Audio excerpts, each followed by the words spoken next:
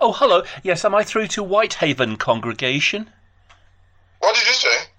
Am I through to the Jehovah's Witness contact for Whitehaven congregation in Cumbria? Yeah, I'm a Jehovah's Witness. Yes, thank you. I was given some literature at one of the carts, and they said look at Enjoy Life Forever on your website, which I've been doing. Could you help with lesson 29, if that's possible, please? What happens when we die? Lesson 29. Thank you. Okay. Thank you. But now may not be a good time because I'm preparing for work. Oh. You can always call me back when it's convenient for you. What's the name? My name is Robert. Robert. Yes. All right. What puzzles me is that you take a different position to when I went to church many years ago. You're teaching something slightly different, which puzzled me. All right. Paul at Philippians 1:21 says to die is gain. How can death be gain if you cease to exist when you die? You see, I don't quite understand that. Okay. That's Philippians 1:21. I'm puzzled.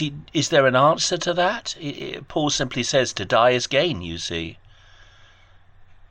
Philippians 1:29. No, Philippians 1:21. 1:21. Yes. Yes, sir. All right.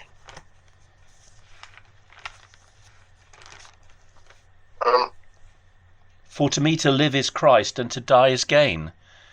If you cease to exist when you die, how can that be gain? Yeah, the gain is talking about is the gain of immortal life in heaven. So Paul wasn't talking about a gain of maybe making money or something. I never said he was talking about making money. I never said that. He's an individual who the Bible describes as going to heaven. So that's the gain he's talking about. Yes, but having an immortal life in heaven. But I believe you believe that Paul was resurrected and the other anointed were resurrected in the year 1914 and thereafter after the year 1914. So Paul would have died in the early 60s, and then some 1850 years later, you believe he was resurrected in the year 1914. Have I got that right? No, you didn't get that right. Maybe you could visit our website. I've told you I've been on the website. I've been reading your book on the website.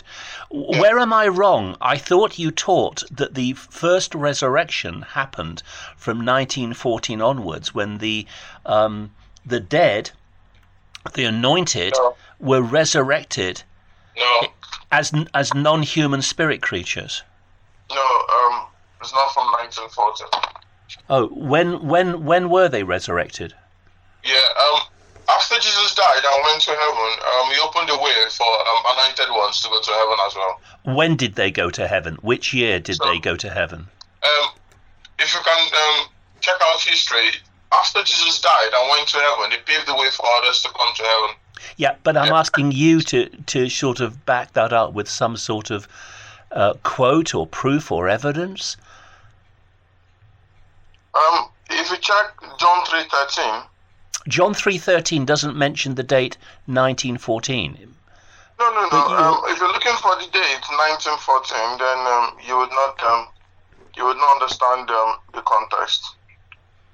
I wouldn't understand the context. The date 1914 is not when anointed ones started going to heaven, because John 3:13 said, "No man has ascended to heaven, but he that descended from heaven, the Son of Man." So after Jesus died and descended to heaven, he paved the way for anointed ones to go to heaven. He would have ascended to heaven, not descended to heaven.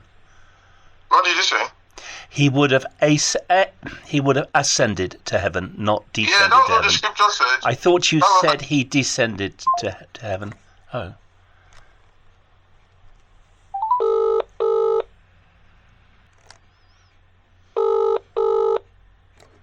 Your call has been forwarded to voicemail. The person you're trying to reach is not available. At the tone, Please record your message. When you have finished recording, you may hang up. Wow. Hello? Yeah. You're there. I think there was a problem with the phone.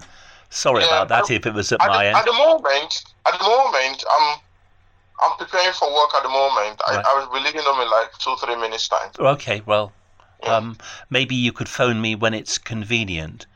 But I do remember reading that the resurrection of the anointed Jehovah's Witnesses started to take place from 1914 onwards. I remember reading that in your literature, and I'm for the life of me, I can't remember where. Well, I'm not sure you read it in our literature.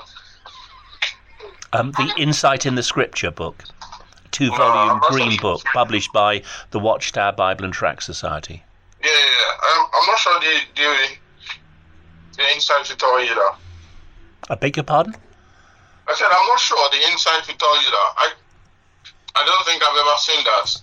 When, could you just tell me the date? When were the anointed resurrected? After Jesus died and went to heaven, he paved the way for the anointed ones to go to heaven. So you believe that the anointed were resurrected in the 1st and the 2nd and the 3rd and the 4th century? Oh, yeah. You're right, but your literature teaches that soul sleep.